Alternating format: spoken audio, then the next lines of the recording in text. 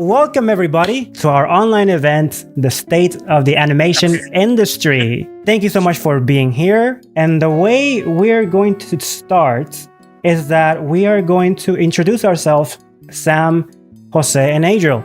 So let's start with Adriel. Adriel, can you please introduce yourself? Yes, of course. Hey, everyone. My name is Adriel. I am from Montreal, Quebec, Canada, as I've mentioned. I am a biz dev artist in animation. I've worked at places like Nickelodeon and Disney. Nickelodeon, I was on Bubble Guppies season 6. I was also on, Monster High season 1, the newest reboot that they did. And then most recently at Disney, I was working as an intern on Moon Girl and Devil Dinosaur, doing some character designs there. So big fan of animation world. And my most recent project is at Monkey Paw, doing some character design there. So I'm super happy to be here. Thank you guys so much for signing up, for joining, for all the repeat people that we see. It's great to see you again, all the new ones. Really happy to have your new faces here. And I'll pass the baton on to Jose. Awesome. Thank you, Adriel. Hi, guys. My name is Jose Vega. I'm originally from Puerto Rico, but I currently live in Texas. I've been working in the industry for over 12 years. Currently, one of the senior concept artists for Wizards of the Coast Magic the Gathering for the world building team. So I get to design all the environments for all the lands and new places for all the new core sets that come out. Previously to that, I was the background lead designer for the Castlevania Netflix series. So I was in charge of the background team, doing all the backgrounds, dealing with the outsourcing companies for all the backgrounds and all that. But I've also been freelancing for all that time, working for numerous companies and IPs, but mainly concentrated on the environment side of things. So happy to be here. Well, thank you so much, both of you. Let me introduce myself. My name is Sam Pagan. I'm a former CG artist from Nickelodeon. My experience has been around 5 years, 3 years working in a studio called Gladius for 3 years, 2 years at Nickelodeon, and I specialize on lighting and compositing. For the past year and a half, I've been dedicating myself to teaching. I'm originally from Puerto Rico, and yes, that's a little bit about me. So to get started, I want you guys to comment in the chat. What have you guys heard about what's going on in the animation industry? Why is it down? Why is the entertainment industry having so much layoffs? Like, what have you heard? And the reason I ask this is because Adriel and Jose are going to read the comments, and they're going to take 1 to 2 comments and address what misconceptions there might be, what things are true, so that we can clarify what's going on. Sounds good. So yeah, it looks like the chat is blowing up. But one of the first things I saw was producers and green lighting stuff. It does seem like green lighting has been one of the things that's affecting the industry, especially during COVID. You had kind of the gold rush of animation. Everyone's like, the film industry can go down, but we can make animation from anywhere. So everyone was very excited to make animation, in my experience. And then what we started to experience is almost like a saturation of it. We were creating things. A lot of things did pop off. Like you did have series that were pretty popular during the COVID days. But it seems like right now with the saturation, us as viewers are really starting to tell that, it's like quantity over quality. And we don't have those shows that we could have grown up with where we're like, oh my God, I absolutely love SpongeBob. It's a staple. I actually love these kind of shows that are constantly kind of pushing culture. And I think because of that, they kind of overshot. And they're starting to try to recompensate. And what we're experiencing right now is a lot of the recompensation of things like finances, things like, okay, they want to make sure that they're betting on winners. So it's a lot harder for people to pitch shows, versus us being like, hey, let's make a Sam, Adriel, and Jose show where we go on magical adventures. They're much rather going to be like, let's make a Gravity Falls 7 or a Gravity Falls 2, just because we know that formula works. So I think it's risk aversion a little bit, and it's also recompensation as they try to readjust. And that's probably my take on it, I would say, just to address what we're talking about with green lighting. Yeah, I think also this is also part of the peaks and valleys of the industry, similar to real estate. This happens all the time. There's a cycle to it. Of course, we have had the COVID situation. We should have shake the industry a little bit. But it's also, it might look especially because I see a lot of your faces and a lot of you are like super young. And so this might be the first time that you experience the valleys part of the industry, which might seem a little bit more scary, but this is also a cycle, right? And I think it also looks worse now because there's even more artists and being able to do art is more accessible now. So there's a lot more artists than what it used to be when I first started, a decade or 15 years ago. So, but again, I think this is just part of the cycle of the industry. True. And then just to piggyback off of that, in the words of Drake, we started from the bottom, now we're here. So the only way is up, basically.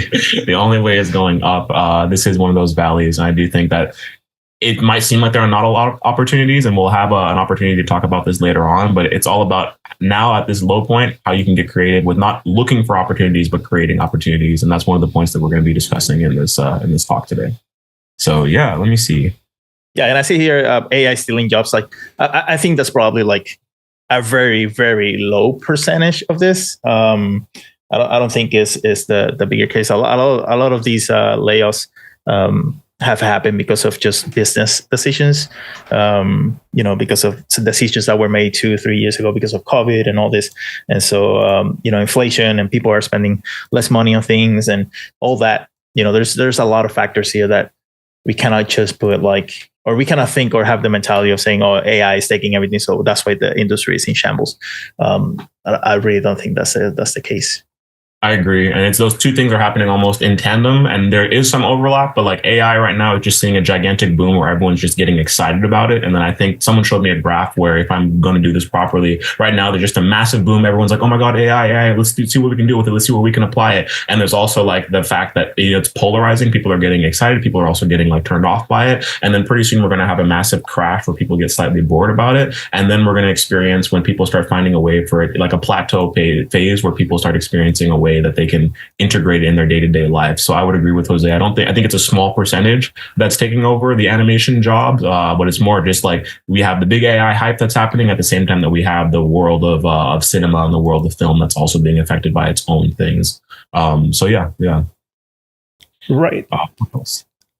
Sam? Yes, I wanted to piggyback on that. So just because AI might work for some industries and some markets, that doesn't mean that it applies for animation specifically. Every industry has specific skills, has specific softwares, has specific standards. Like if somebody can do something for social media using AI, that's not the same standard as what the animation industry does, or the BFX industry, or the film. That's not what makes it might not bring value to our production. So at this state, there's very low evidence that our positions are being replaced by AI. I see something about streaming services as well, just to piggyback off of that. One of the things that they're experiencing as well with the industry, and this overlaps with animation and film as well, is they're just noticing that people are not watching films the way that they're used to. Like they try to overcorrect the industry and like, oh, a ton of people are staying at home. Let's try to make all these streaming platforms. And then what they found was that now people are on the streaming platforms, but not a lot of people are watching the same content in the same way. Like they did a survey, and a lot of people are even watching phone. I see some people that are watching movies like on TikTok. Like TikTok will just have one entire movie broken up in like 8 segments, and that's how people are watching movies. So when you're out here like trying to make money on like a blockbuster movie, and someone just like, no, I could watch The Notebook on TikTok 749 like channel page, whatever, you're not necessarily going to be as pushed to go into the theater. So they're trying to find ways to overall navigate the twists and turns, make content that gets people going back. And I think that, like I said, making the content that's pushing the culture has been the main focus that it seems like. It looks like they're shifting back into that. And as Jose mentioned, it is a low, but it seems like things are on an upward climb for sure. So it looks like, yeah, we're getting a lot more people in. Sam, yeah, did you have any more, any pivots you want to navigate? Yes. So that's where hope comes in. So if there, like Jose mentioned, there's peaks and valleys. If this, and mixing it with Adriel, now we're in the bottom, that means anything that happens now is upwards. So we should be preparing for when it comes up. And that's what this meeting is about. It's about, if this is the bottom, we have to get ready with our portfolios. We have to get ready with the right strategies. We're gonna be talking about what to do in the meantime, what have we done, and inspire you to give your best to your career. Welcome everyone to who just came in. We had a problem with the limit of people that can come in, but now that is fixed with a swipe of a credit card. So welcome.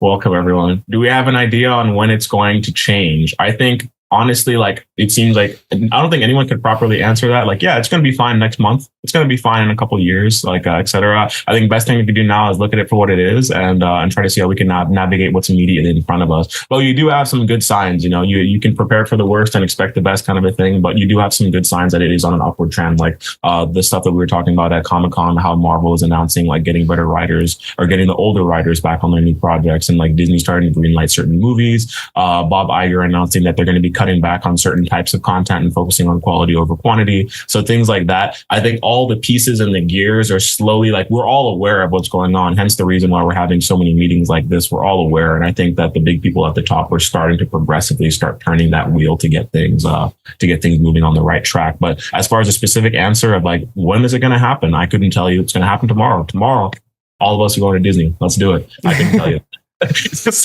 But yeah, I think this conversation that we have, the goals that we have for it, as you could have seen already, we want to help you guys prepare. We want to get a better take on the temperature of like where you guys are. We know some people are just reaching into the industry. We know some people are in the industry and at a loss of jobs. We know some people maybe don't even know anything about animation. They're just kind of like curious about what's going on. So it's going to be informational. We're going to be sharing a little bit more of our story. So hopefully you guys have something to relate to, and hopefully we can set you up with some things that you can do and some just shifting some ways of thinking while we are on this low. Hopefully everyone can navigate it together. There we go. Dang, I just like let in a ton of people. It's like, oof, multitasking. All right. So yeah, Sam. All right then. So now that we have, so let's review. In 2020, there was a boom for the streaming services. Let's maximize on how much content can we produce. So we have to hire a lot of people. Once they found out that streaming service is not the best way for them to make profit, it goes a lot of expenses. They want to go back. So that means they have to reduce how many people they hire. Now, there's still a lot of uncertainty because of the strikes. The strikes makes fear. And I have this little quote from an article I read, and I'm going to put it here in the chat. Industry insiders and experts have calculated earlier this year that studios were playing it safe by not moving forward with as many projects in anticipation of a third strike.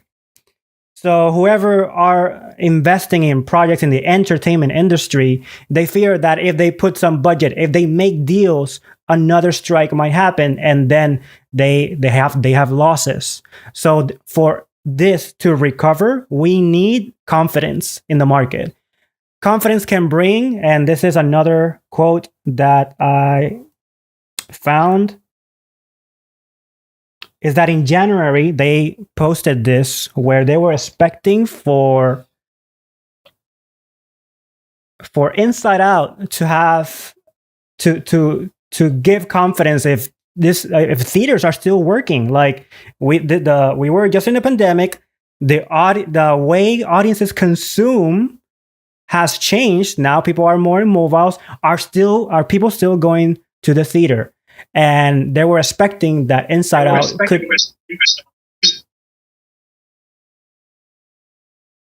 Sure. Sorry, I got interrupted here. I lost train of thought. They were expecting Recording that if this goes well, we can have confidence that the theater business model still works. Another thing that can bring hope and confidence to the market is this link right here about the current Deadpool movie. Making the right marketing. You guys have seen how much marketing they have put into this film. The results can bring investors to have more confidence on making this work. So this could be the beginning of something.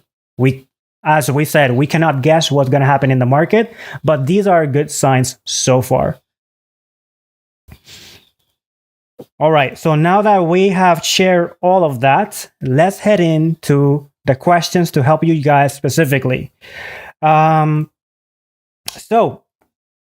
give me a second. Okay, so Adriel and Jose, this is your question. So if an industry professional here in our audience has lost their job due to layoffs, what's the first thing they should do to stay afloat? Should they live from their expenses? From their savings? Or what is it? Like, what would you recommend if they just got laid off? Jose. So the short answer, it would be to execute the plan. And what I mean by that is that you should have had a plan for when this would happen, because for the most part, because of how the industry is and how volatile it is, and just because of the nature of it, you should always pretend or even expect for this to happen at some point in your career. And so you should have had, I'll tell you if you don't, but you should have had a savings, emergency fund. You should have some of your planned financials plan in order for when this happens. You can just execute that plan. And I was talking to somebody earlier this week that's sort of in a similar position, and I tell my students all the time that when things are good, when you have a job, when you have clients, whether you're freelancing or full time, one, you don't depend on your actual work to build your portfolio or to bring your value up as an artist. You do that outside of work. You never depend on your work. And then the other thing is you never you never stop increasing your value as an artist when things are good, because when things get bad, it's almost too late to start, and you're gonna have some price to pay because you waited that long, right? And so if you don't have the plan, then you just need to figure out what your finances is. I love talking about finances stuff. You got to do your budget. You got to deal with, how much expenses are you dealing with, and depending on your responsibilities, whether you have a family or you're single or you live in an apartment or whatever. But the ideal it would be to start executing that plan for sure. And I wanted to touch a little bit on the AI stuff, but also all the news that are happening. Is that I never, or at least personally, I always try not to let any of the outside stuff that I cannot control make any influence on how I react and move through the industry. Yes, I am aware of what's happening, but I am not thinking every day of like what's happening with AI or like how is it gonna affect me, because that's just bringing more of the things that I cannot control into how I am of influencing the things that I can actually control, which is building my value up as an artist, making better art, increasing my quality of the work that I do, reaching out to clients, networking, all the things that I can actually control. And so yes, I am aware of what's happening, but I try not to even spend too much energy on it, because it is a lot.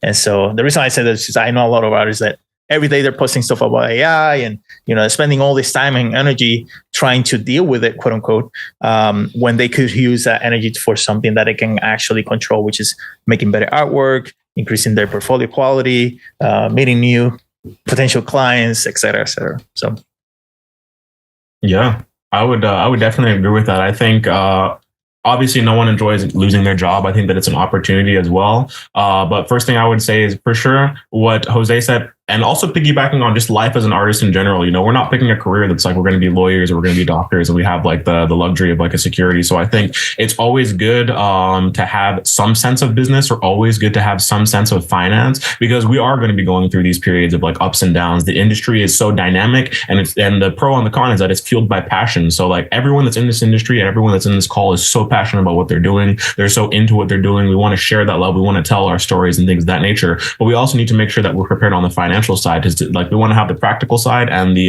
emotional side of things both accounted for. So I would 100% agree. And just as slight financial advice, you do want to make sure that you always have 3 months at least in advance of expenses kind of prepped. But I understand that people are also at different stages of their life. So if you're like a student, obviously you're not making bank like you're an adult in the industry or the field. So just get ready to, I think we have one person unmuted, but just get ready to like fall back on the network, fall back. That's one of the other advices I was going to say. Lean on your network and lean on the family members that you have, lean on people that are close to you, and use that time that you're down, use it as a time to rebuild. So exactly what Jose was mentioning, you know, when you're working, you don't necessarily have all that time to do things like boost your resume, redo your resume, to redo your website. You know, you're working on a daily basis. You're creating all this art. For example, when I was over at Disney and I was on Moon Girl, it was super fulfilling that every single day I would come into work and I would do the designs and stuff. But my iPad or my computer was just littered with all of my drawings and I didn't have a way to curate it. So at the moment where you're losing a job, that's when you really have all that time. Leverage that time because that's time that you're not going to get back. Polish up your portfolio, look online and see how people are curating their websites, look online and see, okay, what are some people doing? I'm going to touch on it a little bit later with some other questions, but understanding that it is like playing back into the aspect that you have time as well. See what other professionals are doing with their time that are not in a job. So you have people that are not at Disney, not at Nickelodeon, not at Pixar, not at big studios, but they're able to make a living like doing content creation. They're able to make a living by finding other ways around the industry, client work. I mentioned leverage your network because when you are in the industry, you're obviously going to be meeting a lot of people. And this is specifically speaking to those people that lost their jobs. You know, you're going to network events constantly. You're going to all these things where you're meeting a lot of people. And in that concept of reaping and sowing, you're sowing a lot of seeds. So in these positions, when you do lose your job, see what seeds are like bearing fruit. See what people, oh, like you're in this position as well. What can we work out together? Oh, you're in this position as well, but you're meeting someone who's a friend who's working on another project. Maybe, you know, like be very vocal about where you want to go and start leveraging the network that you built when you were in that position of having a job. And then, like I said, we're talking specifically about people that lost their job. For people that are more in a student phase, I think the first part of what I said is still applies. Definitely use that time to build your portfolio. Like, let's say you didn't lose a job, but you just graduated and you're like, all right, oh my God, Bob Iger is not hitting my line. What's going on, guys? Use that time to like study what people are doing. Use that time to study what professionals you want to aspire. I talk a lot about the concept of fake it till you make it. You know, I think it's 100% true. Find something that inspires you, emulate it until find a way to emulate it while adding your own identity to it. And then literally you're going to create your own reality with the words that you're speaking. So find a way, depending on, we have people from a lot of different places. So look at things like Meetup, look at things online where it's like, oh, there's an animation event going on in my neighborhood. Oh, there's a sketch and hang at like a local pub. Like, let me just show up and you never know who you're going to meet. Sam and I met in the most random way. We both were just like at Lightbox and like, look at us, like years later, we're doing calls like this. So just be proactive. We're all in this. We're all, like I said, we're all passionate people. We're all at this cool kids table that is animation, and all of us are kind of like going through the same kind of a thing. So you never know who you're going to connect with. You never know who. And I'm two different thoughts are coming at once. But another thing as well is people are very passionate about what they're doing, and everyone likes to show like, oh, this is my art. This is what I'm passionate about. This is super great. But not a lot of people like to talk about the fact that they are going through certain things. Like some people did lose their job. Some people did lose that. So you'll never know who you're going to connect with and who actually is going through the same thing as you. And that could be a point that you guys can use to launch off and build. So I said a lot of things. Hopefully some of them stuck. And I'll let Sam go to the next question. Perfect. Just to add one more thing, the biggest skill that an artist has to develop is being resourceful. If you want to be part of this industry, you have to be resourceful. There's no safety net. It's you. It's like an entrepreneur. They have to figure out how to make it work. So that skill, develop it, expect it to happen, to be resourceful. Okay, so Adriel and Jose, imagine that you are a college graduate right now, 2024. There's an industry crisis going on. You didn't have the Disney or the powerhouse titles under your belt. What would be the first thing you would do to get your career going? Jose. So if I knew what I know now, right, just the knowledge part of it, not the experience part of it, I will first do a self-assessment of where my skill is. And I would do that by comparing myself to the company or industry that I want to work with, right? So if I want to work for Blizzard Entertainment, I will look at their mid-tier artists and I will look at their work and I'll put it right next to mine and I will compare it critically, right? And being very honest with that. And then I will try to see, or I have other people, do that as well, so they can tell me. And I will first see what I'm lacking in terms of skill level. If I know social media is a big thing now, this thing, but if I feel like I wouldn't have a certain amount of level of skill, I will really just go quiet by myself, and I will spend a year or two just working on my skill, which is literally what I did when I first started. It's just there wasn't as much as social media. But I will probably go the same way, where I just go quiet and I will spend every single time that I have available to develop that skill. And once I reach a certain amount of skill level that is almost hireable for mid-tier companies or low-tier companies, then I'll start doing the whole social media thing and start posting and stuff, because that takes time, right? That's like another job that you have to do. It shouldn't be your main job, but you use that as a vehicle for you to get exposure and attention. But I will definitely for sure start working on my skills first. Absolutely. I think skills and presentation are two of the main things that you can control when you have that time. So a lot of people I know that just graduated. A lot of people I know that just graduated. One of the things that they're doing is, like I mentioned, like also with losing a job, you're taking all the work that you have, all the work and portfolio stuff that you did in school, and you're curating it properly. So look, as Jose said, compare yourself to the industry standard, compare yourself to the idols that you have in the industry, and see things like, how are they curating their website? What kind of work you're doing? Because maybe you did graduate and you have all these drawings and stuff, and you're like, okay, I took drawing one, I took design one, I drew like a figure drawing with a ton of people. Let me put that in my portfolio. But then when you look at, like, let's say the lead concept artist or the lead character designer at your dream studio, you notice they have none of that stuff on their portfolio. So start studying and using that again, going into faking it till you make it, but using what you want to emulate to set goals as what you need to do to achieve that. I know a lot of people that graduated. I recently graduated with my MFA in animation from USC in 2023, so about a year ago. And a lot of people that graduated with me, what they did was right off the bat, of course, they took a small little break of a vacation, because we all know if you're doing animation, your thesis is probably like a short film. And we all know that takes your blood, sweat, and your tears, and mostly your tears. But they after they got that little sabbatical on their break, and they assessed their skills and saw where they were kind of like in reference to other people in the industry, they reinvested in things like online academies. Like, you have obviously YouTube University. You go online, you start looking at concept art tutorials, you start studying the way that people are drawing, and you start improving your skills. But you also have stuff like I mentioned, Concept Art Academy. You have Warrior Painters. You have a lot of different people that are just offering courses that might be X amount of dollars here and there, etc. But you just start really perfecting your skills and start going from a generalist of knowing animation to really start honing in. If you like storyboarding and you want to do those figure drawings and gesture classes, do that. If you like concept art, look at people like Zach Bretz, who did concept art for Spider-Verse, or he was a concept artist on Spider-Verse, and look at how he's doing his courses, and just start reinvesting in yourself. You have time at your disposal, and I would really start flipping the paradigm of like, oh my God, I have all this time, I don't know what to do with. Like, oh no, like start using it as like an empowering thing, because when you start getting into the industry, you're going to be busy. You're going to be, yes, getting paid for the craft that you have, but you're not necessarily going to be practicing. You're going to be challenged with your assignments, and you're going to be repeating and doing things that you're passionate about, etc. But leverage your time so that it serves you, and reinvest in yourself, because as Jose mentioned, you're only going to make yourself more valuable. Start picking up things like, business. Maybe like, I do these drawings. I want to work at Disney, right? I want to be a concept artist. I want to be an illustrator, but I do these drawings, and on Instagram, some people are asking me like, hey, can you do my portrait? Start doing research. How much can I start selling my portraits for? Oh, okay. I see that people are doing this. Start getting a little bit of a business sense. So in those moments where Disney's not hitting your line, or DreamWorks is closed and all the applications and you missed the deadlines, you can start doing things on the side and really start not necessarily navigating the industry, but shaping your own reality in the industry and shaping your own path in the industry. Because I noticed a lot of people I talk to, it's like you have your big idols, the people that are all the way at the top, and you're just like aspiring to be them. But their path was not just, I graduated, I'm a director. You know, there was not that. They had so many things along the way, and I wouldn't be discouraged. And I think that talking about it is another thing that just helps us all relate. The last thing I'll share, just because I know I'm going a little bit over. One of the people that I knew actually from USC, she was an undergrad when I was a master's student, but she graduated.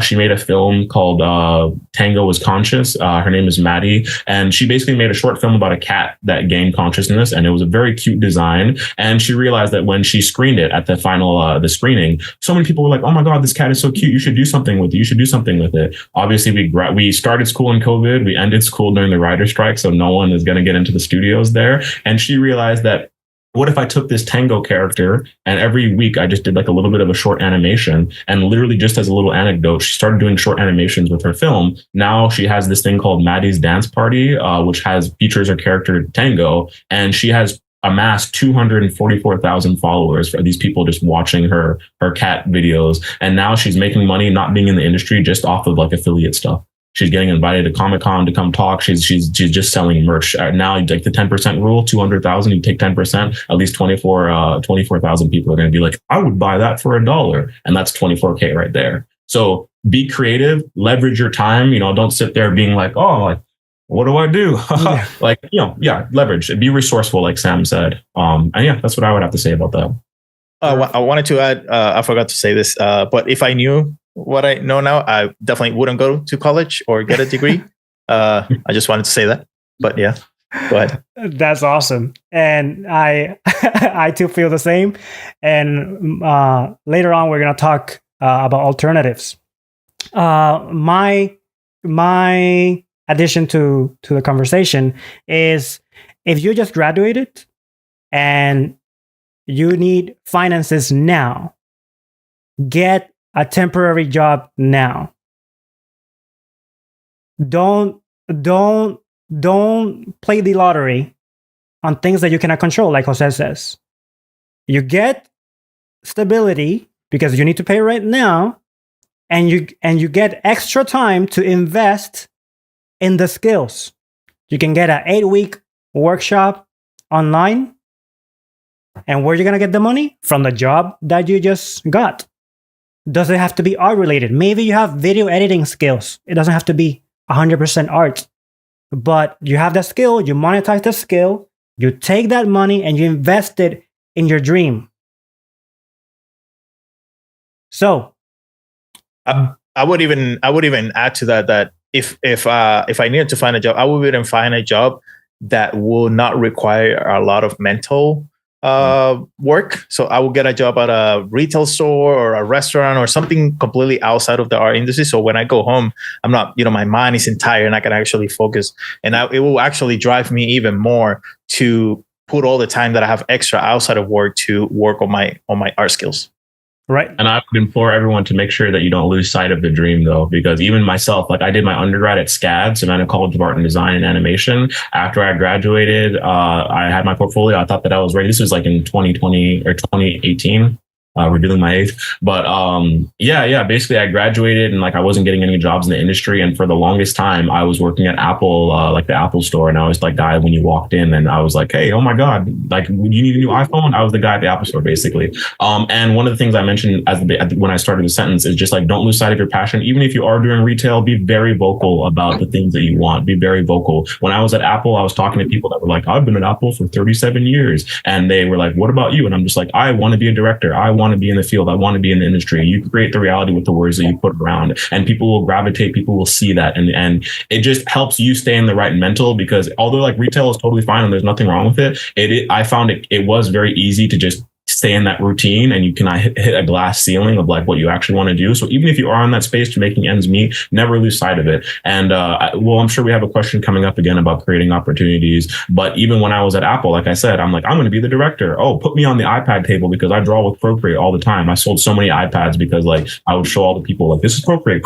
Here's a gigantic sketch. Follow me on Instagram, etc. I got some clients like that as well. And then the higher ups saw that and they were like, oh, Adriel, like, do you want to be a creative at Apple? like be the person who like has a little microphone and teaches people how to draw in that space. And I got so many clients from there, and the client work that I got from there helped me build the portfolio that I then used to apply to USC. And just, yeah, so never lose sight of it. Never, you know, the circumstances are going to be something, but in light of the circumstances, in light of how dark it is, make sure that you always have your light and you're always following your light.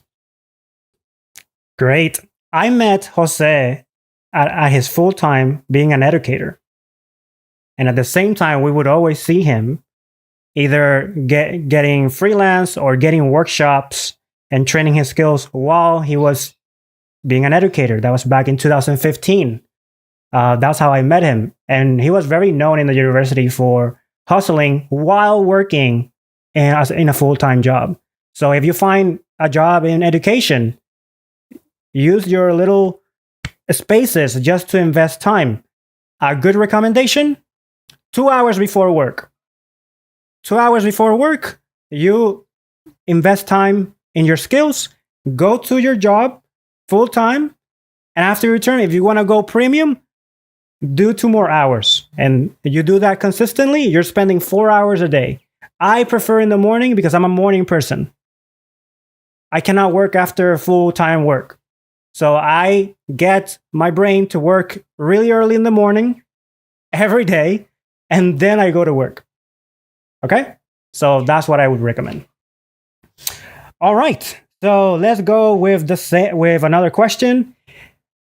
If the entertainment industry is down, what other industries can you pivot with the similar skills? What alternatives are there to making a living with your art skills? José?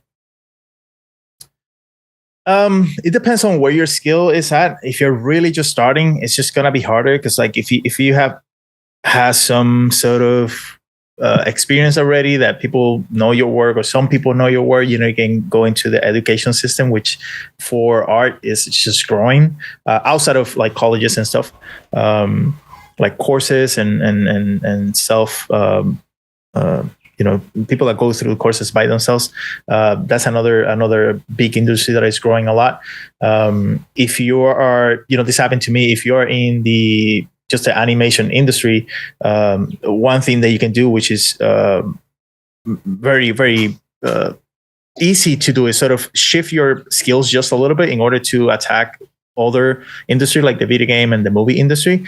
So for example, for me, like I was a background designer for animation, but I could do environment design for games. I can also do set design for movies or keyframes or key art and all that stuff. And they're very similar, sort of. There's a lot of overlapping with the skills. I don't have to shift a lot, and it's not like I'm trying to be a character designer, which is like another whole world, or an actual animator or a 3D rig or something like that, right? It's just a little shift of skills that you can do for that. But it's also really what you're really willing to do, right? I'm not willing to be a character artist. So like if there's no jobs in the entertainment industry, like if somebody tells me, oh, there's just no jobs for the next year, then I'm just probably going to get another job. Maybe I'll work on a ranch working with horses because I just love horses, or I will do, you know, something else that I like, right? Just because I'm not willing to, just because I want to be in the art industry or the animation industry, I'm not going to do something that I not like 100%. Right. But that's just a decision that I've made with myself that I just got to live with the consequences of that. Right. And so it's something that you have to answer for yourself as well. What are you willing to do? What I would not recommend is just to, which I've seen quite a lot, just especially starting, is you have a portfolio where you have, you know, 20 different skills. You're doing prop design, character design, animation, and all these different things. And then you hire for the thing that you like the least. And then you're stuck in this job doing the thing that you like the least just because you want to be in the animation industry or the video game industry or whatever. And then you just spend there, you know, 5-8 years doing this thing, and you're exhausted at nighttime because you're doing all this thing that you don't like as much. And so that's something that I personally wouldn't recommend. So, yeah.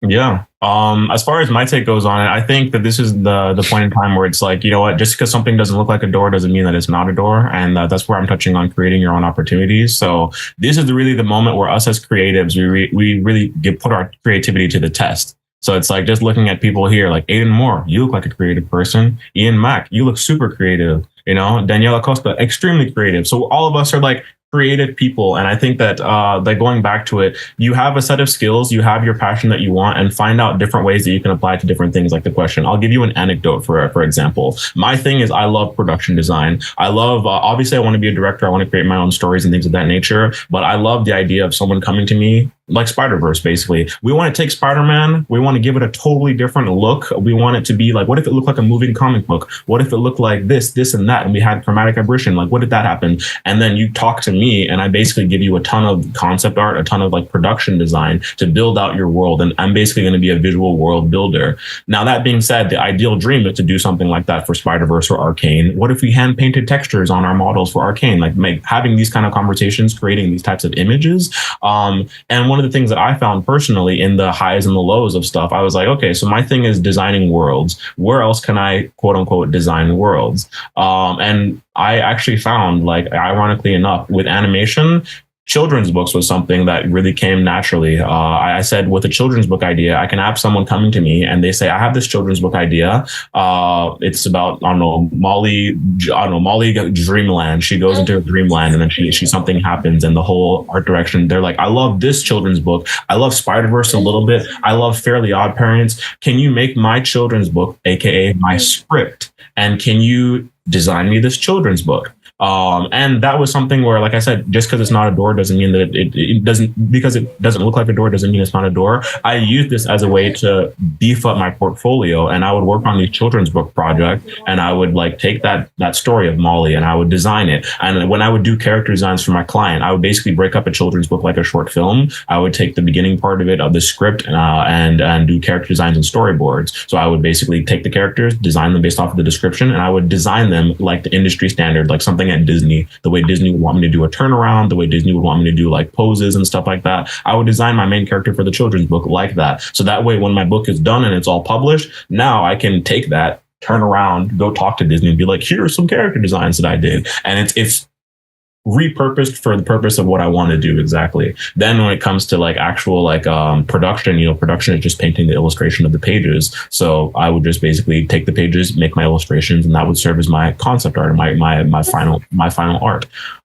So little things like that. For example, if you want to be a storyboard artist, storyboard doesn't always apply to film. Doesn't always apply to animation. So you can have something where someone's doing a live action film, or like let's say I met someone who loves doing indie projects and indie films, and they're not in animation, but they want to do like a live action, just want to grab a camera and like shoot with their friends, but they're actually getting a little bit of money for it and they're actually having a passion for it, and they just don't know how to visualize something. I could talk to them. I could be that liaison. I could be like, yeah, I can apply my storyboarding skills to this. Let me do it. And then when you do it, you literally make those storyboards look like they're Pixar storyboards. You literally make those storyboards look like they're 100% shifted towards what you want to do. They serve the purpose of what you're doing. You're creating opportunity, and you have a portfolio piece that stands for the work that you're going to be doing.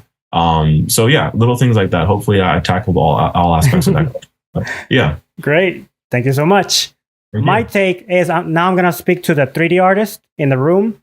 So I am a 3D artist, and I have found that if I don't have a job in a big company like Nickelodeon, where you have to be a specialist, then I will take my other knowledge and find a temporary job or become an entrepreneur, because you will have to, where you look out for people who have income and are willing to pay for a service that they need.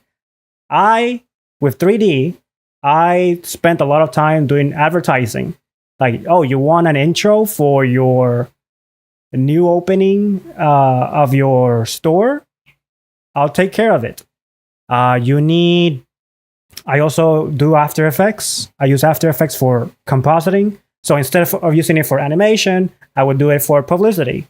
And lately, for the past year and a half, I've been learning so much about business that I market that knowledge to other people. So I'm always selling. And that's something that you have to understand as an artist. You are selling. You have to sell to somebody who's going to make profit. That's how this works. So for example, if you work for Disney, what really happens is that they're paying you a salary so that they can take that product and resell it to a whole world and make profit out of it. If you take that principle and apply it to yourself, like I did, like, oh, I can do an advertisement for a company. Which people should I reach out? And I reached out to entrepreneurs, chiropractors, gym owners, because if they are always getting money in and they have the mindset of investment, they're gonna take my advertisement and they're gonna make more profit with my skill. So anything that you do art, just find out who can I sell it to, and they will resell it to somebody else for profit. Lastly, this is the reason your little cousin of your cousin or your aunt doesn't pay you more than $80 for your art. Yeah, because that person is not gonna make anything out of it. Like, hey, would you do us a portrait or art or whatever for our birthday? And you're like, well, my art is worth $700. It's like your aunt or your grandma's gonna be like, we're not gonna, it's just for a day. It's fine. We don't want to hire you for $700. The max they're gonna get is like $80, $50, $20, depending how cheap is your family. But the reason is because they're not gonna resell it. So whenever you want to sell art, ask yourself, who can resell my skills for a higher price? All right. So next question: generalist versus specialist. Which one is better to get in the industry? Jose. The question that everybody has a different opinion on. I always go for the specific, for the more specialist, just because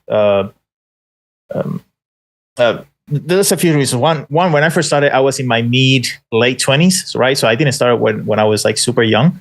And so because of my time when I started, it was just more, how can I get to this particular point as fast as possible? You can only do that when you focus on one thing, right? If you have 2-3 different skills that you have to build up, mathematically it's just going to take you more time unless you're like a super genius, right? Which I'm definitely not, right? And so I knew that.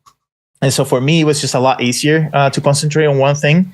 And also, the higher you go in the industry in terms of like your status and who you work for, the more specialized you have to be. And I knew that from the start. And so I always wanted to do environment, work with environments. And so I always go for the more specialized part. I don't think there's a right or wrong answer. It's just there are some pros and cons from each of them, and you have to understand what are the pros and what are the cons for each of those decisions, right? If you don't know, the pros for being a specialized is that you're going to be, or you're going to always going to strive to be the best at that particular thing, and you will get, if you get hired for that, you're the best at that for that specific situation or opportunity. And again, long term, the higher you go in the industry, the more specialized you have to be. The cons of that is that you're going to have a less bigger pool of clients that you can attract because you're focusing on one skill. And then vice versa for the more general, right? You may have a lot more clients, right? But they might be lower tier clients that might pay less. And also it's going to take you longer to be really good at those skills because you're concentrating on working on different skills at the same time. And so, but yeah, personally specialized. Great. Adriel. I think I would probably piggyback and second that. I think that there's benefits to both, like Jose was saying, like there's pros and cons, there are things to consider about both. However, I would say that like in general, being a specialist with generalist knowledge is probably a sweet spot. So being a specialist where you have your craft, you're focused on it, because even right out of getting graduated, like I think if you're graduating, you're taking a generalist approach, or like let's just say like you made an entire thesis film and you did it from start to finish, you touched everything, and you're just like, well, look, I can storyboard, I can animate, I can do et cetera, et cetera. Really, I think that those things lend themselves more into production. So I see a lot of people like getting like production jobs at Nickelodeon or like PA stuff where they kind of get to see everything, or they get to like plug holes on the entire ship that's going from a destination. But needless to say, going back to, I think specialist is good because you can focus all of your time and energy on getting one skill. You're going to get recognized for that one skill. And then you also run the risk when you're a generalist or when you have multiple interests of like what Jose mentioned earlier. You can get hired. Like, let's say I really, really want to be a concept artist, but I can 3D animate. Cool. If I'm advertising to everyone that I can do all of these things, and then someone's like, you're going to be that 3D animator. And then you're kind of like pigeonholed into a position where now I got to 3D animate and I absolutely hate it or something like that. It's just better if you're very vocal about the one thing that you want to do, and then the opportunities are going to come from that. But generally, I think you only become an asset when you have that one thing that you're good at, but you're aware of everything else. That doesn't mean that you have to chase like 5 different rabbits at the same time, but if you're aware of everything at the same time, then you can be your specialist. You can be a character designer. Just because I'm a character designer, I'll use that as the example. And when you're designing something versus being like all fluid in designing, you can think, when someone is 3D modeling this, they're really going to need this to be accurate and tight and on point. So you can be aware of certain aspects of it. So then now when I'm submitting my character design turnarounds, hiring up an art director is going to look at it and be like, this is a conscious work. This is awareness work versus someone who's just doing something that like I can't necessarily use it. I'm going to need multiple iterations of it. So that I would say is my shortest answer. And I'll let you guys know if I have anything else that pops up. But yeah. I think also I want to add to that. I know a strategy that I used. It was that I wanted to get really good at environments or backgrounds. And once I got to a point where I was getting jobs and I was consistently, getting jobs, and I was able to live off my art, that skill will start growing by itself as you do jobs and stuff like that, right? And so I started acquiring all of the skills that support that main skill. So like getting into 3D a little bit more, getting into 3D texturing a little bit more to support the environment side of things. And that also added another list of skills that I was able to use to attract all the clients. So, for example, about a year ago, I got hired to work on the Avatar animated movie that's coming out. I think it's like 2 years or something like that. And they were specifically interested in me doing the concept art for the environments, but also doing 3D kits that I was going to use for the concepts. And so, because I've been doing a lot of 3D kits for my environments, they saw that as a valuable thing that they could add to their studio and the rest of the team in order for them to use for the production, while I was still supplying them with the concept of the actual places. And so little by little, you start adding other supplemental skills to that one skill, and that way you can also add more value as an artist to yourself and increase the pool of clients. Great. My thoughts: big studios want specialist, small studios want generalist.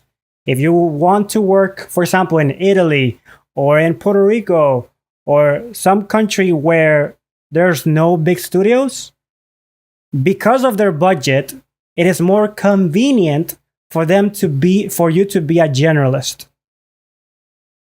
Like, for example, here in Puerto Rico, you can apply, I do, for example, me, lighting. That's a specialist role, right? I do lighting. And they'll be like, what else? It's like, no, that's all I do. Yeah, but if I hire you, like, what else do? You just put lights and that's it? It's like, yeah, not interested. They're not interested in that. They want you to do editing. They want you to do 3D modeling. They want you to do all the roles. Now, in a big studio, that's the opposite. If you tell them, hey, I do this, I do that, I do this, the way they're going to look at you is like, you're an amateur. Like, you're not good at anything. And going to the point of Jose and Adriel about having generalist context, but being a specialist, the question of, for those people who are stuck in that generalist, they're always learning about everything. It's like, okay, yes, you need context, but to what extent? Because there's some people that are always just learning about everything all the time. unique context is true, but to what extent do you need context of the 3D or the other fields? So that's when you have to balance how you want to work your strategy. All right, then. This one is for the people that are debating, should you do a master's degree? Is it like, does that even increase my chances of getting into the industry? Done. We're done. Now, what education alternatives are there to develop the technical skills necessary to break into the industry? Is a master's degree really necessary? Jose? Not really. This is a skill-based industry. This is not another thing, right? The main thing is your skill. Yes, if you want to, for example, teach at the college level, like accredited college level, they will ask for bachelor's, master's degree. But that's like a separate thing. I think getting an education as you go up in the ladder, I think getting education in other areas of the business side of things, I think is even more beneficial than trying to be get a master's on fine art or animation or whatever, right? So like if you want to be a producer or a art director or anything like that, learning about the business side of things, how to manage people, all these other things that are required for you to do well at that job in particular, I think are more beneficial. And for those, yeah, you sort of need that. But just for the art part of it, like, no, I have a bachelor's in animation, and I have never, ever used it. Ever. So. More than 12 years, huh? Huh? In more than 12 years, you haven't used it? No, never. Adriel. Nice. I'm actually coming devil's advocate. I'm on the opposite side. But here's the thing. I'll answer the question. Take for like literally what you said was, do you think it's necessary for a job in animation? I don't think that it's necessary for a job in animation. I think that nowadays with all the resources you have accessible, all you really need is the discipline and the interest and the passion for it. And you can be sitting in your house popping out of high school and like find a ton of videos on YouTube that teach you how to do this. You can find a ton of artists. You can go to networking events. You can just be very resourceful and very inquisitive and get all the things you can out of it without needing to go through the structure of it. I'm in a position where I got an undergrad in animation from SCAD and I got a master's degree in animation from USC. My family has always been big in academia. Like a lot of people in my family did go through 2 degrees and stuff like that. However, my whole approach to getting my master's degree was 100% for the social and the career benefits of it. So from the skill thing, I was aware that like, oh, I could just keep working at this. I could do this. But I liked and I appreciated the fact that I had a space where a ton of people were like, forced, like a lot of people with the same mentality and the same interest were forced to be in the same vicinity and network. And my teacher at SCAD actually told me, she was like, go work in the industry a little bit after you graduate, see how you like it. If you don't like it or if nothing is yielding and you have time and space for it, then just get a master's degree or like go back into it so that you can get the competitive advantage was the word. And I do think in my case, like I said, I don't think you need it, but I think that in my particular narrative and my story, that gave me the competitive advantage that changed everything. Because like I said, Bob Iger was not knocking on my door after SCAD. And then when I went to USC, for one, I got to kind of like, I took all my experiences at SCAD and I was like, well, there are some things I could have done differently. Like SCAD, our final project was to make a film, or you can work on a ton of people's film. And I ended up working on a ton of people's film. And I was like, dang, like I didn't get to make my own. And when I was at USC, I really was like, I'm going to make this movie that's called Camp Tona. It's on my page, but I'm going to make this movie that's so much about me. I'm going to finally given the opportunity to do it and the time to do it. So I really kind of like went back into it with a new look at things. And then to cut into it, like I mentioned, I did Nickelodeon for 2 years and I did Disney for a year, and that was pretty much all because of USC. We had a networking event called Studio Day where you put your portfolio up and studios look at all the people that submitted and they handpicked you. And I got picked by Nickelodeon, and I was a production assistant on 2 projects, made great connections, went to a lot of networking. So it just created a lot of opportunity. Even at Nickelodeon, you go into a meeting and you do like the Trojans thing. There's so many people that are from USC and it just creates a community. But I do think these things are accessible outside of it. I just appreciated the fact that if you have the means. I also went like during COVID as well. So like the world was ending and I was in grad school.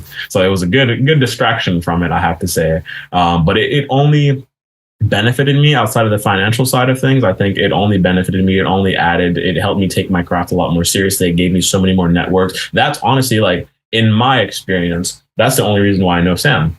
I worked at Nickelodeon. I got that job, and then I went to Lightbox to go to the Nickelodeon booth and just see what's up. And then Sam was just there representing Nickelodeon, and then we just started chatting about all this stuff. Nickelodeon, I worked there too. No way. Bad Bunny. We started talking about Puerto Rico, salsa dancing, and all of that happened for me specifically because I chose to go to grad school. But do your research, I would say. Grad school was also a calculated decision for me because I was in Montreal at the time, and Montreal has a good scene for video games and film, but I was like, I want to be in Hollywood. So literally when I applied for grad schools, I was like, where is a place where I can study animation and be in Hollywood? And that X was basically just Los Angeles, USC, and it worked out for me.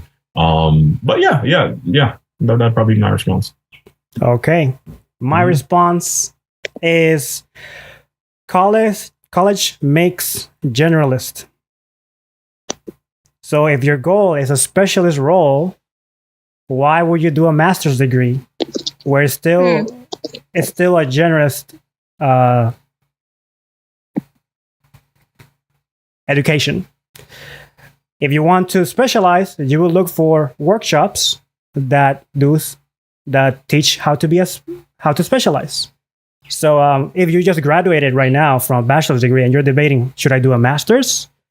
Well, it depends on your goal. If your goal is a specialist role, I would suggest go for an online workshop that is specialized in the role that you want to. Because when you get to the master's, you're gonna spend time on the thesis, and you're gonna spend time on this other course that they just injected into the program just to make it more attractive. And that's time that you could be investing in your specialization.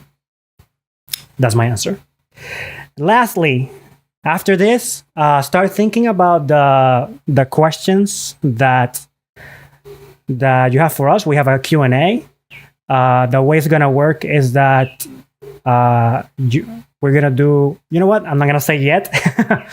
And after the Q&A, stay until the end because we're gonna take a group picture. We're going to take a group picture for the whole event. All the 160 people of you, we're going to take a picture. So stay until the end.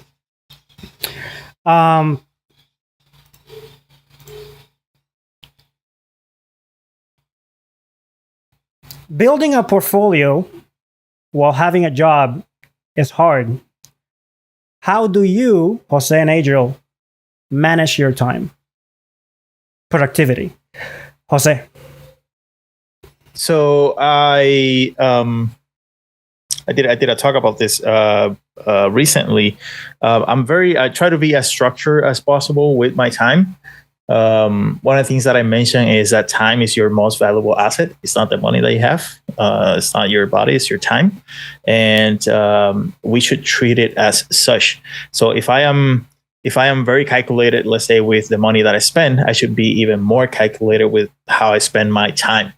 And so the way I do it practically is I actually have right next to my desk, I have a weekly calendar thing where I try on Sundays, for example, to plan my whole week and how I'm going to spend it. Right. And, I have my full-time job. I teach. I work with clients. I'm building 2 separate companies related to concept art, and so there's a lot of stuff that I'm doing at the moment, and if I don't structure it that way, I'm just gonna waste more time and not accomplish everything that I plan to do or that I want to do. And then the other thing is that I always break it up into bite-sized pieces. So all the tasks that I have to do for the day or for the week, they're very small, that I can accomplish within an hour or 2. And so I do a lot of little sprints throughout the day, 1 hour sprints, 2 hour sprints with different tasks. And I count on the accumulation and the exponential accumulation of all those tasks for me to accomplish something by the end of the week or by the end of the month or 3 months or whatever. And so, that's how I normally structure it per week. Thank you. Adriel? Yeah, no, I would agree. I think time is your most valuable asset. I think that how you leverage it is 100% what's going to make or break it. And what is it like? Talent without discipline is kind of pointless, and discipline without talent is kind of pointless as well. So if you can find like a good medium of both, I think that's perfect. For me personally, I'd like the 888. I've just talking about the weekly planner, I do something where in Excel, I have a big sheet where I plan like what active projects I have going on. I also plan out certain things like how I'm going to handle my week as well. And then I have a big sheet at the bottom or another tab that's basically just like all the contacts and connects and clients that I'm talking to, or all the people that I can go back and refer to, just because your head can only retain but so many things. You know, you might be able to say, okay, oh, someone, or I should do my job application for Riot. Oh, I should do this. I should do that. And in your mind, it seems great. But without that order, you're going to notice so many things are going to fall through the crack. So, through the cracks, excuse me. So try to create the structure where you can. I also like the idea of 888. If you look at it, you know, you have 8 hours to sleep, you have 8 hours in the day to work. And then what are you going to do with those other 8 hours? So a lot of people look at time budgeting. And honestly, a lot of things that you find that you're either procrastinating on or things like that, if you just budget and plan for them properly, it's just very easy to task them. So, sorry, that notification. But yeah, as far as how I do it, I try to fill up my days like it is a work day, like a 9 to 5, but with client projects. So right now I'm juggling 4 projects at the same time. I'm doing like consulting for these people that want to pitch a project. I'm doing character designs for Monkey Paw, Jordan Peele's company. I'm doing a children's book that I'm getting ready to talk. And then I kind of constantly have like a revolving door of like people that are like reaping what I'm sowing, like people from the past that I've met. Hey, Adriel, like, are you available? Can you do this? Can you do that? And you have to, it's a nice position to be in where you are getting an influx of people, but you have to definitely start learning when you can say no, because we are all spinning a lot of different plates at the same time and it can get overwhelming. You don't want to burn yourself out. So I give yourself a quota, give yourself a certain amount of projects, see if you can quantify them, like which ones are the most difficult, which ones are the easiest. This one's going to take me 5 months to do. This one, I can crank this one out in about 2 weeks. Let me see where I can plug and chug it, etc. But structure, especially talking to artists, like as an artist, we could be sitting there. Whether you're a musician or like a painter or whatever, you're sitting there and then inspiration. So you're working so much on like a creative high, like, oh my God, an idea for this film. Oh my God, what if the song went like that? So just taking all that amazing creativity and just finding a way to make a rigid structure for it, you're going to see yourself tenfold, I find. So feel free to look at, I mean, we gave you a couple of strategies. Sam's going to give you some more. But yeah, feel free to do your research as well on how you can break up your day. All right. Yes. So for me, work is not limited to being at a desk. You can work on ideas during your way to your job. You can work in ideas. My personal take, when I'm doing exercise and when I'm in the shower. Those are the most inspiring thoughts, of ideas I ever have. So I always have the phone with the notes ready. So I'm always working in my mind. I'm cooking, I'm working. I go to the desk and I take those notes that I made, and now I have inspiration to start working. So work is not limited to a formality of, oh, let's work, clean desk, perfect time, nobody's bothering me. No, you can work at anywhere. And my last point is I had a big trouble working without supervision. For years, I could only work when I was at a studio, when I was at college, but on my own, the same dark thought too.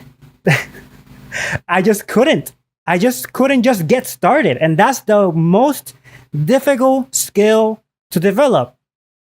How to get started? Well, I fixed it, guys.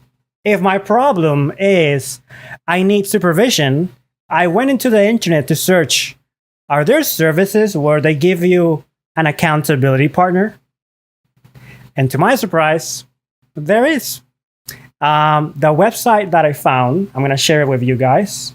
It's right here in the chat. It's called FocusMate. And that website, what happens is you get in and you say at 10 a.m., I want an accountability partner. You get into that, you turn on the camera, that person tells you, what are you going to do? This person might be from finance, someone from Europe, someone from another field say, hey, I have to send some emails, I have to do this, I have to do that. You're like, okay, Great. I have to do some art stuff. This is my task. Let's start the timer. Then you have either a 25-minute timer or a 50-minute timer or a 75-minute timer.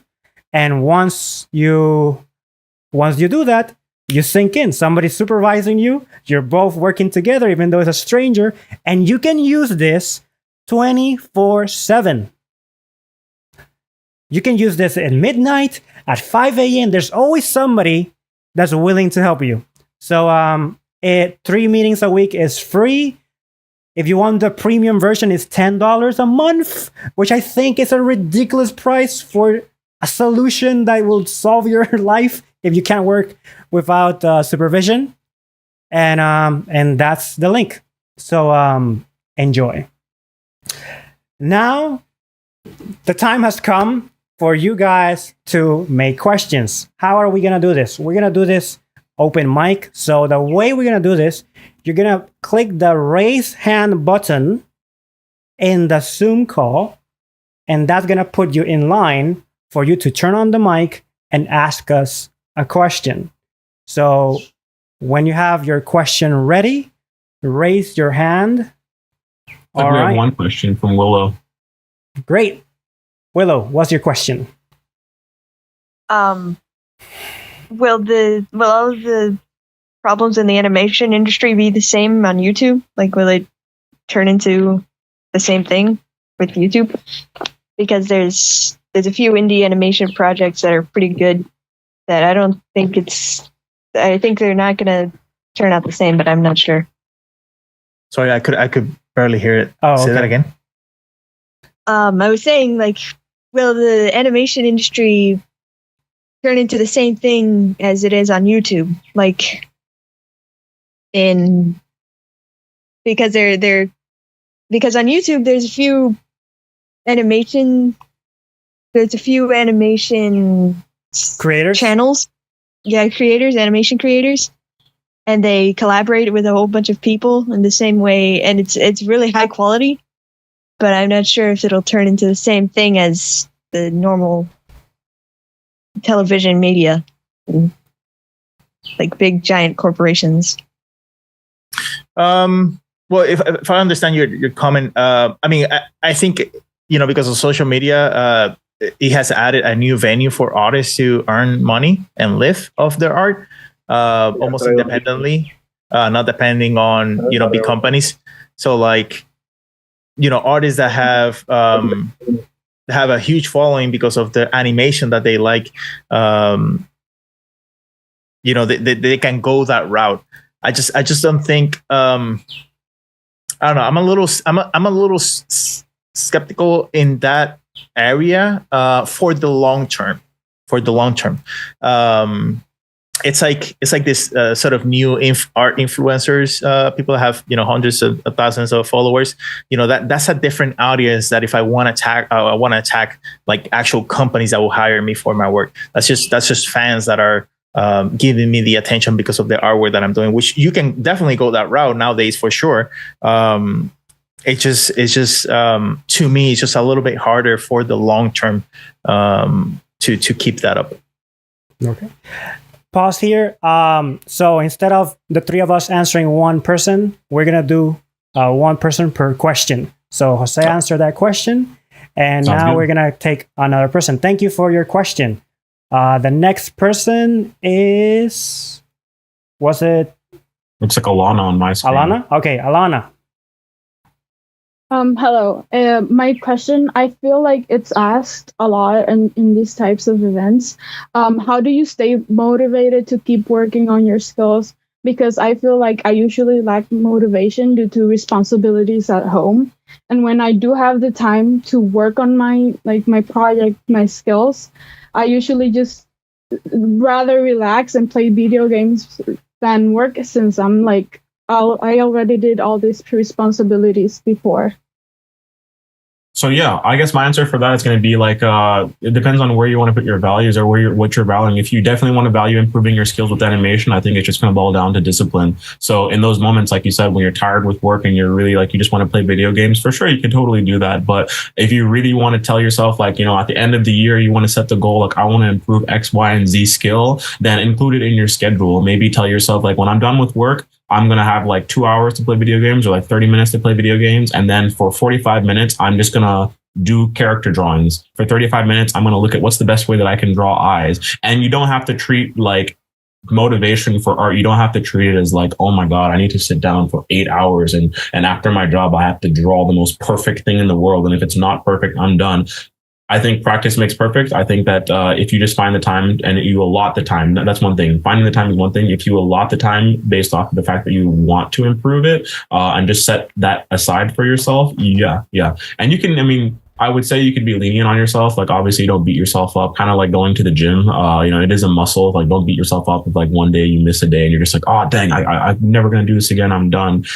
Just keep up at it. Reward yourself. Like, hey, today I learned how to draw eyes. Today, I got better at drawing perspective. Today, I did X, Y, and Z. Today, at my 45 minutes, I did this, and it's all compounding into the interest and the information that I have. So what is it? Discipline is just doing what you want without motivation or doing what you need to do without motivation. So, and then after a while, as you start to improve, you're going to have those days where it is going to overlap. Maybe one day in your 45-minute gap, oh my God, I'm drawing this perspective and I really like it. Oh, my 45 minutes turned into, I didn't even play video games, like, etc. But yeah, I would say that's probably my response to that. Thank you. Cyan, what's your question? Hello. My question is that I put in the chat, but I'm a little, as a concept artist or aspiring concept artist, I'm a little worried about that part of the industry, just because I sometimes think that the concept art side is not really necessarily much needed compared to storyboard artists or post-production work. So my question is like, people who want to get into concept art specifically, if there's like a big market for that right now compared to like other animation jobs. Jose, you take this one. We have we have a concept artist here. Did you know that? Yes, I did. Yeah, I guess. Yeah, that's my question for Jose mostly.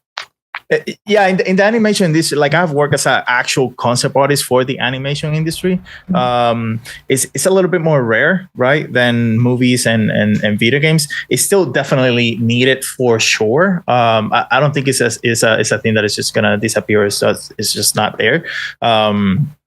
But I think the skills are still overlapping between the three industries. So if you don't have any jobs as a concept artist in the animation industry, you can definitely get jobs as a concept artist in video games or in movies. You may have to shift a little bit, but the shift is not really that long. But I wouldn't count out the industry as a concept artist in the animation industry. It just might be a little bit more tricky to get in. But again, I think it comes down to first the skill level and second the networking issues for that. Thank you. All right then, Valeria Moreda. Sí, hello.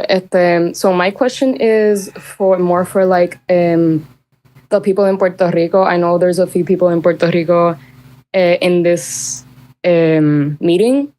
So Hello. how would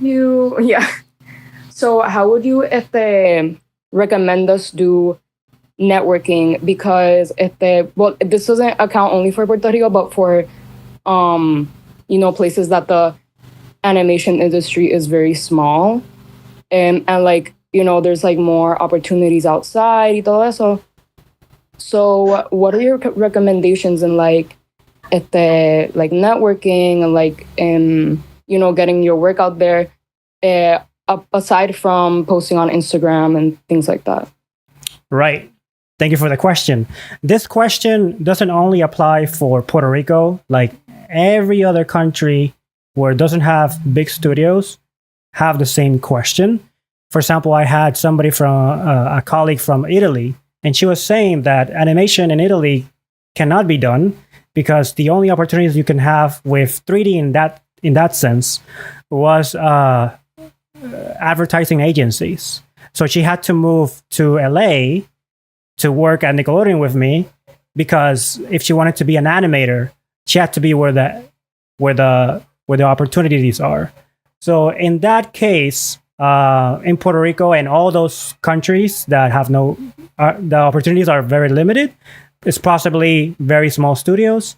And the way to network in is actually, because it's a small studio, you have the only way to get hired is by knowing them, the people who are inside, having relationship with them. That's how I got my job inside of Gladius, which is the studio at Puerto Rico.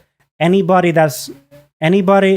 studio that's small is always through word of mouth, personal contact, or they have some connection through Discord, and they made a long-term relationship. People think that networking is just one conversation, and a lot of people are expecting like a sale transaction. It's like, oh, I reached out to you, so now you owe me a job. No, like you have to go through the judgment of, is this guy a person who's gonna use me, or does he really want to be a friend?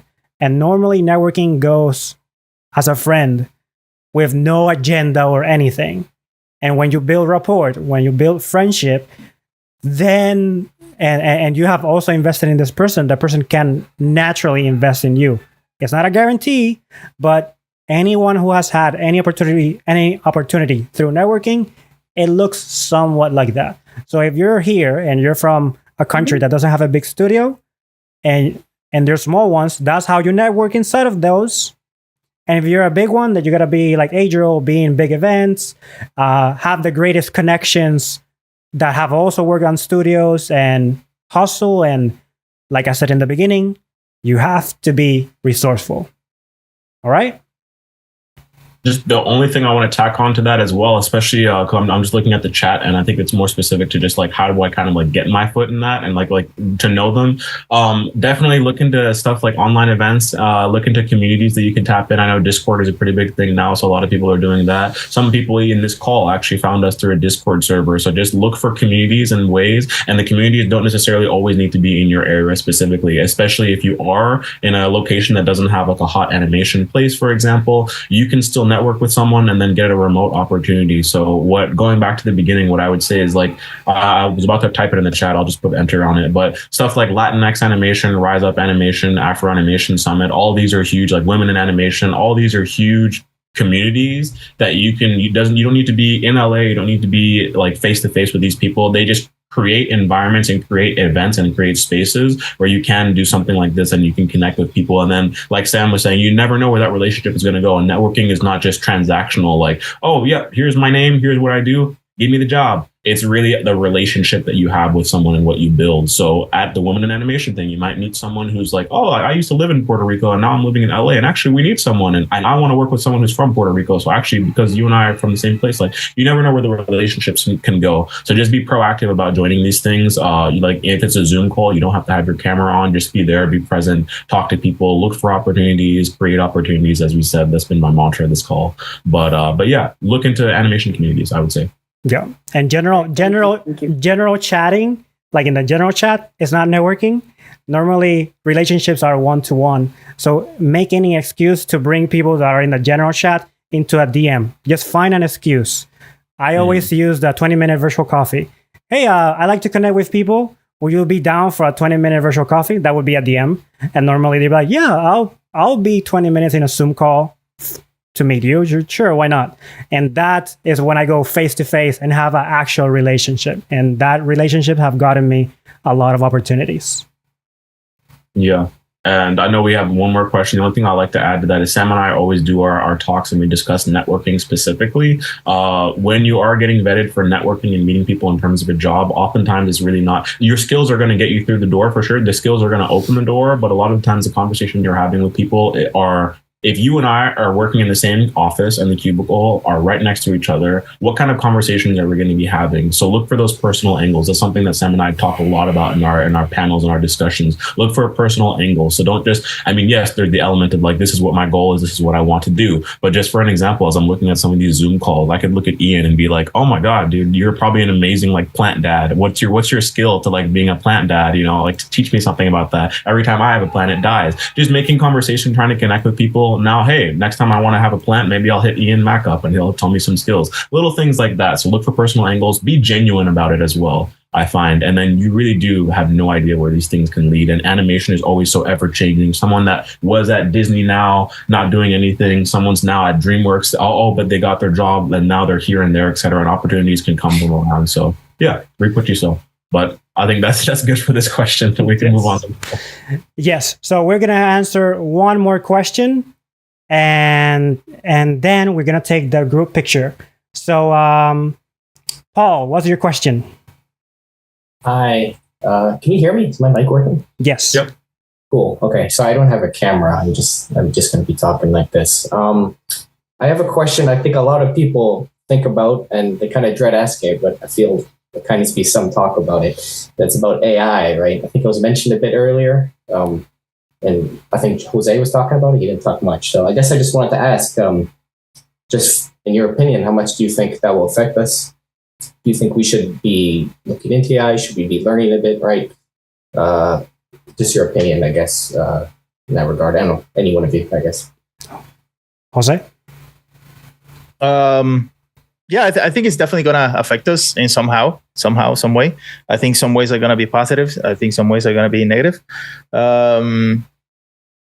I saw in the chat earlier, there was a question about, posting on Meta and all this stuff. And this is more of a personal take, right?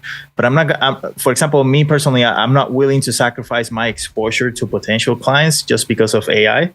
So I'm not gonna like delete all my socials or take my work from ArtStation or anything like that just because of AI can scrap my work. I personally don't.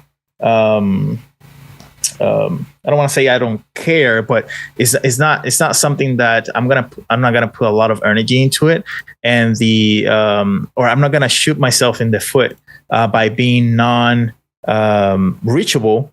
Just because I really, right now I don't depend on being reachable because I have my job and my clients and all that. But if I was starting out, I would probably wouldn't care as much, just because I depend on people knowing that I exist as an artist and they need to find my work.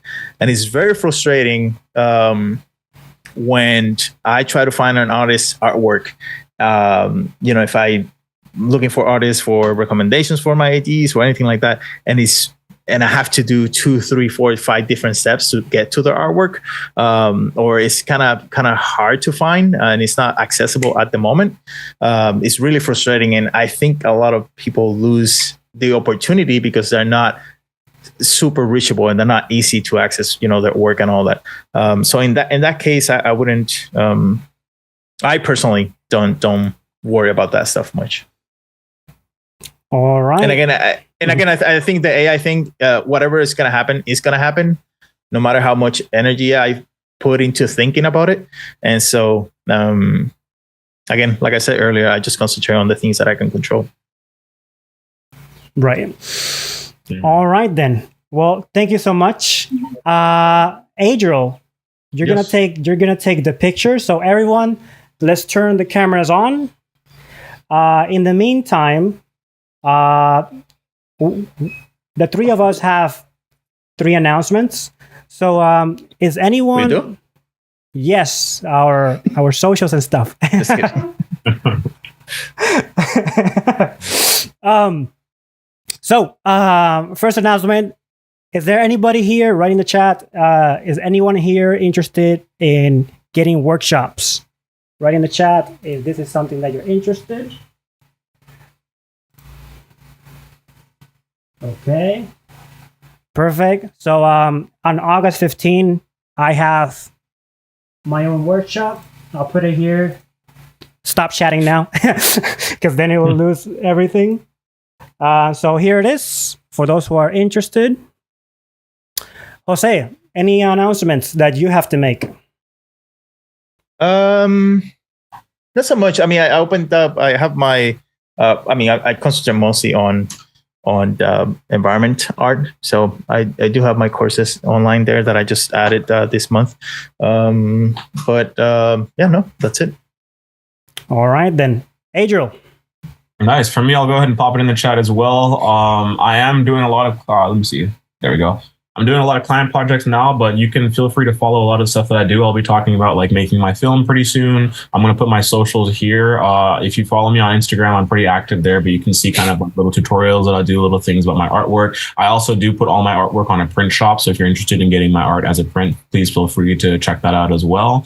Always love connecting with new artists and always happy to meet everyone here. So, and I think someone actually, I'll probably resurface it, but someone made a whole Google spreadsheet, like with a contact form. So that's something that we'll most likely share at the end of our picture taking.